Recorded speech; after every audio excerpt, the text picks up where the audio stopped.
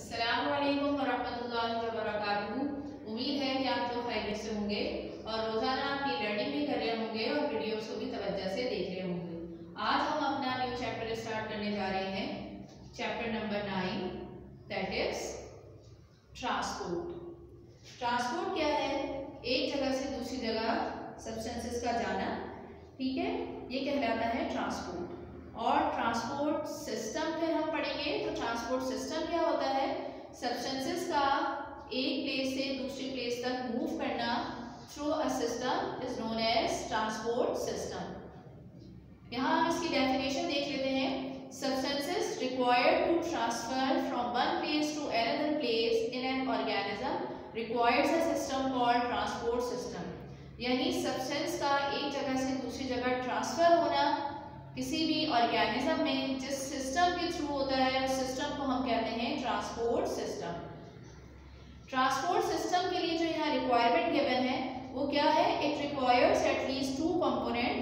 Number 1 raw material, number 2 metabolites. अच्छा जी, देखिए one by one हम इन दोनों पॉइंट्स को डिस्कस करेंगे। Transport of raw material from environment to organ where they required for metabolism. ये कह रहे हैं कि ये जो रॉ मटेरियल है इनका एनवायरनमेंट में से लेना, कहाँ तक पहुँचाना? ऑर्गन तक, जहाँ पे इस रॉ मटेरियल की ज़रूरत हो, और फिर उस ऑर्गन में इस सब्सटेंस का या इन रॉ मटेरियल का क्या होगा? मेटाबॉलिज्म होगा। यहाँ हम रॉ मटेरियल को पहले समझते हैं। रॉ मटेरियल क्या होता है? Basic material used to produce goods. यानी कुछ ऐसे बेसिक मटेरियल होते हैं कि जिनको इस्तेमाल करते हुए कोई भी फाइनल या फिनिश प्रोडक्ट बनता है। फॉर एग्जांपल, अगर हम फोटोसिंथेसिस की बात करें तो इसमें जो प्लांट है वो अपने एनवायरनमेंट में से क्या लेगा? वो कार्बन डाइऑक्साइड और वाटर लेगा और उसको रॉ मटेरियल के तौर पे यूज करता हुआ क्लोरोप्लास्ट में क्या बना देगा? फूड बना देगा। तो अब आपने देखा कि किस तरह जो रॉ मटेरियल है वो एनवायरनमेंट से लिया गया, ये ट्रांसपोर्ट होते हुए वो कहाँ तक पहुँचा? क्लोरोप्लास्ट तक। वहाँ उसमें केमिकल रिएक्शन हुए, क्योंकि आप ये अच्छी तरह जानती हैं कि मेटाबॉलिज्म का मतलब है कि जितने भी केमिकल रिएक्शन बॉडी में हो रहे हैं वो सब के सब कहलाते हैं मेटाबॉलिज्म। तो क्लोरोप्लास्ट में मेटाबॉलिज्म यानी डिफरेंट रिएक्शंस होंगे, फूड प्रिपेयर होगी, और इस तरीके से जो रॉ मटेरियल है वो मेटाबॉलिज्म के बाद एक जगह से दूसरी जगह ट्रांसपोर्ट हो रहा है। यानी रॉ मटेरियल कहाँ गया? क्लोरोप्लास्ट में, जहाँ उसकी फूड की प्रिपरेशन हुई।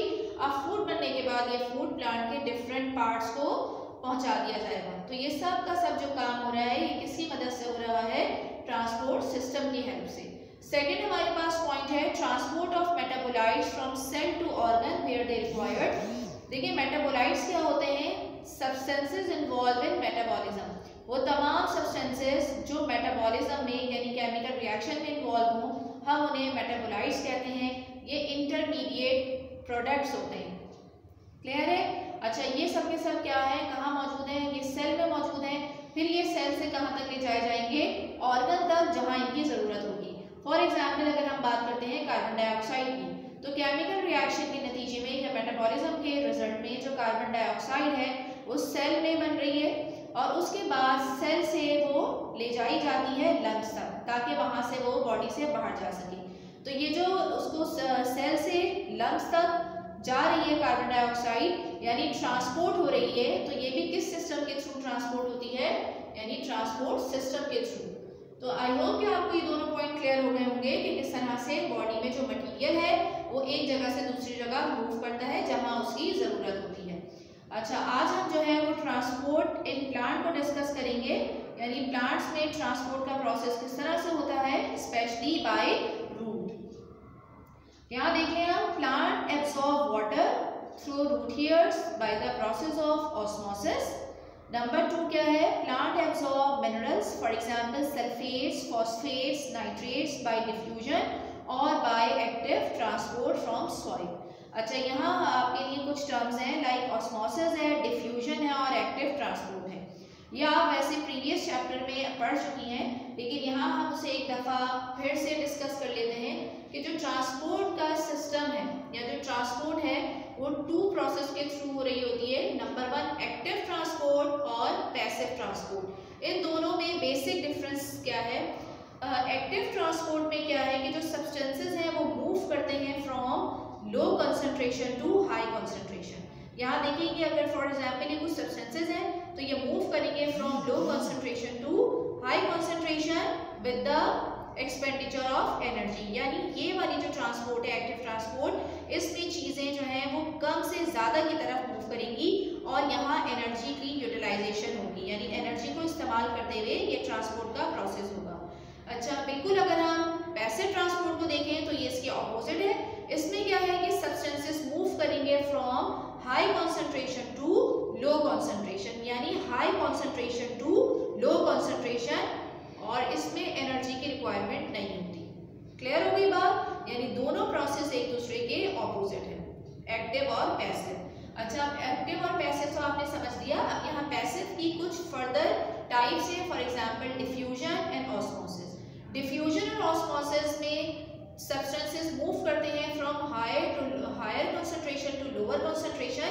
सिर्फ डिफरेंस क्या है कि जो ऑस्मोसिस का प्रोसेस है इसमें सब्सटेंस की मूवमेंट तो होती है हाई से लो कंसंट्रेशन की तरफ, लेकिन यहाँ सिलेक्टिव परमेबल मेम्ब्रेन जो है वो इन्वॉल्व हो जाती है, जबकि डिफ्यूजन में ऐसा नहीं होता। तो आई होप कि आपको ये सारे पॉइंट क्लियर हो गए होंगे। यहाँ जो टर्म यूज हुई हैं वो भी आपकी समझ में आ गई होंगी। अभी हम इनको with the help of diagram भी देखेंगे कि किस तरह से सब्सटेंसेस की मूवमेंट हो रही है। अच्छा देखिए, ऑस्मोसिस को और डिफरेंट तरह भी एक्सप्लेन किया जाता है। जैसे यहाँ डेफिनेशन लिखी हुई है, movement of water molecule from low to high concentration of solute through a semi permeable membrane. देखिए, वाटर की ये प्रॉपर्टी है कि वाटर जो है वो मूव कर जाता है जिस तरफ सॉल्यूट का अमाउंट ज़्यादा हो। ये जो ब्लैक डॉट्स हैं ये वाटर के लिए हैं और जो ब्लू कलर है ये हमने सॉल्यूट के लिए शो किया है। तो इस तरफ अगर हम देखें तो हमें वाटर ज़्यादा नज़र आ रहा है और दूसरी तरफ हमें सॉल्यूट ज़्यादा नज़र आ रहा है। तो वाटर की ये प्रॉपर्टी है कि वाटर मूव कर जाता है जिस तरफ सॉल्यूट का अमाउंट ज़्यादा होता है, और यही डेफिनेशन में लिखा हुआ है। और ये सेमी परमेबल मेम्ब्रेन है, यानी वाटर जो है वो मूव कर रहा है from low to high concentration of solute through a semi permeable membrane. तो ये डेफिनेशन हो गई। अच्छा, एक जो है ऑस्मोसिस को इस तरह भी डिफाइन किया जाता है कि वाटर जो है मूव करता है from high water potential to low water potential. याद रखिएगा, जितना प्योर वाटर होगा, जितना वाटर के अंदर सॉल्यूट कम डिसॉल्व होगा, उस वाटर का पोटेंशियल हाई होगा, और जिस वाटर में सॉल्यूट का अमाउंट ज़्यादा होगा तो वहाँ वाटर पोटेंशियल कम होगा। तो ऑस्मोसिस की एक डेफिनेशन ये भी है कि वाटर जो है वो मूव करता है from high water potential to low water potential across a semi permeable membrane. Clear है आपको डेफिनेशन ऑस्मोसिस की? चलिए जी, अब चूँकि हम कह रहे हैं कि ये जो एब्जॉर्प्शन का प्रोसेस है ये किसके थ्रू होगा? रूट के थ्रू होगा। तो हम यहाँ रूट के स्ट्रक्चर को डिस्कस कर लेते हैं। फॉर एग्जाम्पल कि प्लांट मौजूद है और ये क्या है? रूट है। रूट आपको पता है ना कि ज़मीन में पूरा नेटवर्क जाल बिछाया हुआ होता है उन्होंने। अगर हम रूट का इंटरनल स्ट्रक्चर देखें तो इंटरनल स्ट्रक्चर ऑफ रूट में क्या क्या मौजूद होता है? एपिडर्मिस, ये क्या है हमारे पास? Outer layer of cell, some of them have root hairs. यहाँ देखें, ये जो पहली लेयर है हमारे पास ये एपिडर्मिस की है, और ये इसकी जो आउटग्रोथ है यहाँ, यानी एपिडर्मिस, एपिडर्मल लेयर से ही ये हेयर जो हेयर है, रूट हेयर, ये अराइज होते हैं। और ये क्या है आपके पास? ये ट्यूबुलर फाइन स्ट्रक्चर्स हैं। ये सरफेस एरिया इंक्रीज कर देते हैं, इसकी वजह से maximum amount of water absorb हो जाता है। नेक्स्ट हमारे पास रूट के स्ट्रक्चर में आता है cortex, present between epidermis and endodermis, consist of number of cellular layers. यानी ये जो पोर्शन नजर आ रहा है, first layer epidermis, this layer endodermis, इसके दरमियान का जो एरिया है इसको हम कॉर्टेक्स कहते हैं, और ये कंसिस्ट करता है नंबर ऑफ सेलुलर लेयर्स पे, यानी यहाँ पे डिफरेंट सेल की लेयर्स मौजूद हैं। नेक्स्ट हमारे पास आ जाती है endodermis, separating layer of cell between cortex and vascular bundle. ये देखिए, ये क्या है हमारे पास? ये एंडोडर्मिस है, और ये किसको सेपरेट कर रही है? कॉर्टेक्स के पोर्शन को और वेस्कुलर बंडल को, यानी इन दोनों के दरमियान, इन दोनों को सेपरेट करने वाली लेयर को हम कहते हैं एंडोडर्मिस। लास्ट में हमारे पास आ जाते हैं वेस्कुलर बंडल, ये कंसिस्ट करते हैं जाइलम एंड फ्लोएम पे। ठीक है। अच्छा, अब ये देखिए जाइलम और फ्लोएम के, फ्लोएम जो है वो हमेशा बाहर की तरफ होते हैं और जाइलम हमेशा अंदर की तरफ होते हैं। तो ये तो हमारे पास रूट का स्ट्रक्चर मौजूद था।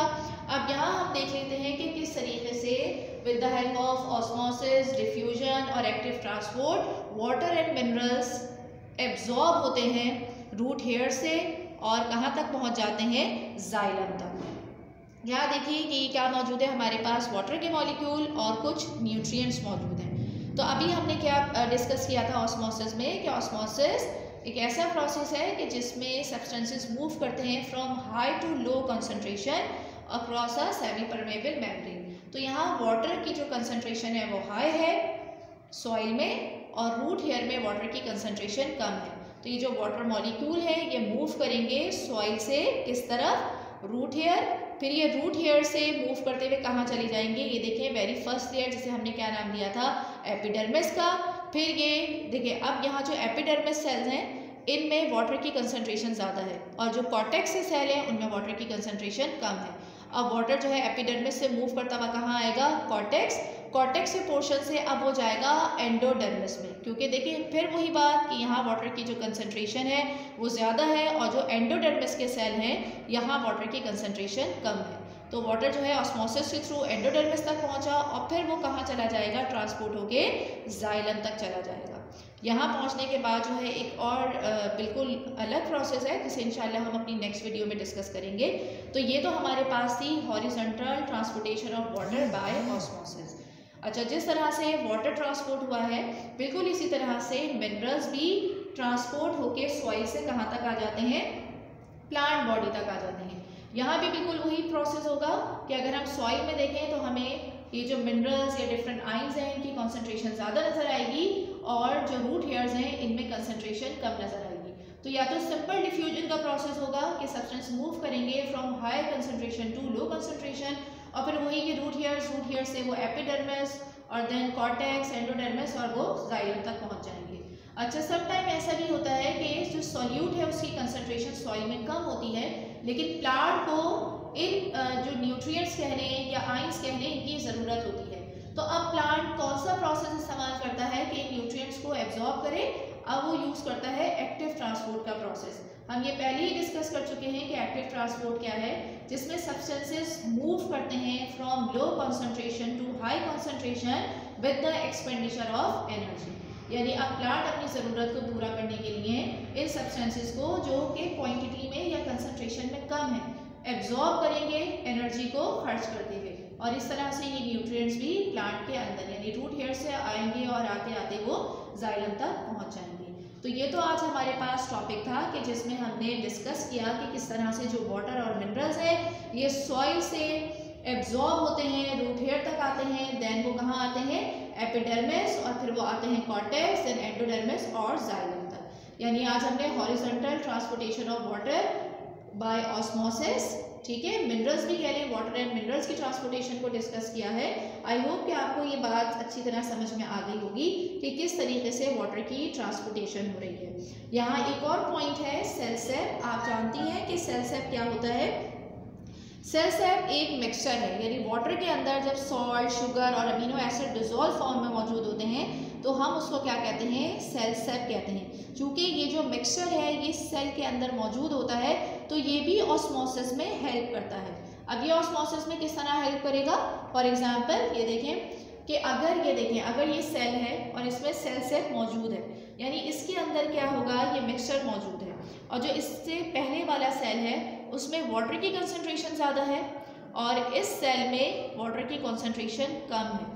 तो वाटर जो है वो मूव करेगा from high concentration to low concentration, और इस तरह ये जो सेल सैप है ये भी ऑस्मोसिस में हेल्प करेगा। आई होप कि आज का पूरा लेक्चर आपको अच्छी तरह समझ में आ गया होगा। आज के लेक्चर में हमने क्या क्या डिस्कस किया कि ट्रांसपोर्ट सिस्टम क्या होता है, यानी वो सिस्टम जिसके थ्रू सब्सटेंसेस जो है वो मूव करते हैं डिफरेंट पार्ट्स तक या डिफरेंट ऑर्गन तक, ठीक है। फिर हमने रॉ मटेरियल और मेटाबोलाइट को डिस्कस किया है। उसके बाद हमने ट्रांसपोर्ट इन प्लांट को डिस्कस किया कि किस तरह से जो रूट हैं उनकी हेल्प से प्लांट जो है वो वाटर और मिनरल को एब्जॉर्ब करता है bye the process of osmosis, diffusion और एक्टिव ट्रांसपोर्ट। इंशाल्लाह अब हम नेक्स्ट